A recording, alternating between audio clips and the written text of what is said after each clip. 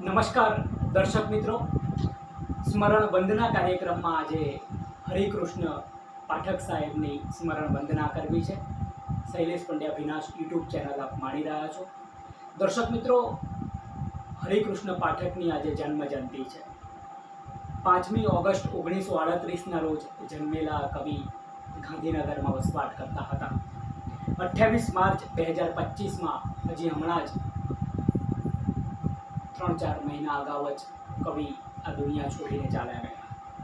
ગુજરાતી ભાષાના સમર્થ કવિ, વાર્તાકાર, સંપાદક અને બાળ સાહિત્યકાર હતા. એમનું નામ હરિકૃષ્ણ રામચંદ્ર પાઠક. 5મી ઓગસ્ટ 1938માં જન્મ. બોટાદ, ગુજરાતમાં એમનો જન્મ થાય છે અને ગાંધીનગર ખાતે 86 વર્ષની ઉંમરે 25 માર્ચે 2025 એ આ દુનિયા છોડીને ચાલ્યા ગયા.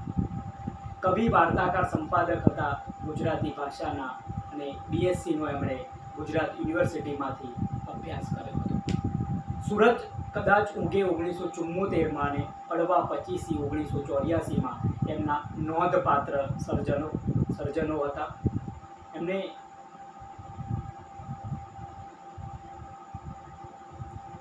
તેઓ શ્રી સોનગઢમાં પ્રથમ શિક્ષક તરીકે જોડાયા હતા અને ગુજરાતી સાહિત્ય પરિષદના પ્રમુખ પણ રહ્યા હતા. ચિત્રકાર અને રેખા ચિત્રકાર તેમજ ગાયક પણ તેઓ હતા. આમ કવિશ્રીની બહુમુખી પ્રતિભા, તેમનું પ્રથમ સર્જક નાટકનો તખ્તો ચાંદનીમાં પ્રગટ થયું હતું. તેમની પ્રથમ કવિતા કુમાર સામયિકમાં પ્રગટ થઈ હતી. સૂરજ કદાચ ઉગે 1974 એ પ્રથમ સંગ્રહથી કવિ તરીકે એમણે ધ્યાન ખેંચ્યું હતું. ગીત, ગઝલ અને છાંદસ સ્વરૂપના કાવ્યમાં 7મા-8મા દાયકાની કવિતાના ધ્યાનપાત્ર વલણો જોવા મળે છે. એમને કુમાર સુવર્ણચંદ્રક 1967માં મળ્યો, ચંદ્રશેખર ઠક્કર પુરસ્કાર 1973માં, વિવેચક પુરસ્કાર 1984માં અને જયંત પાઠક કવિતા પુરસ્કાર 1993માં મળ્યા હતા અને ગુજરાત સાહિત્ય અકાદમી તરફથી પણ એમને પુરસ્કાર મળ્યા હતા.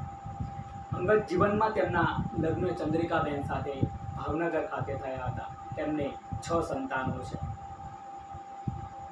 દર્શક મિત્રો, હરિકૃષ્ણ પાઠક ખૂબ સારા વિદ્વાન કવિ હતા અને છેલ્લે ગુજરાત સરકારમાં મદદનીશ અને પછીથી વિભાગીય અધિકારી અને પછી મદદનીશ સચિવના પદથી નિવૃત્ત થયા હતા. હરિકૃષ્ણ પાઠકની સ્મરણ વંદના કરવી છે અને આપણે આ સ્મરણ વંદના કાર્યક્રમની અહીં સમાપ્તિ કરીએ. જય કવિતા.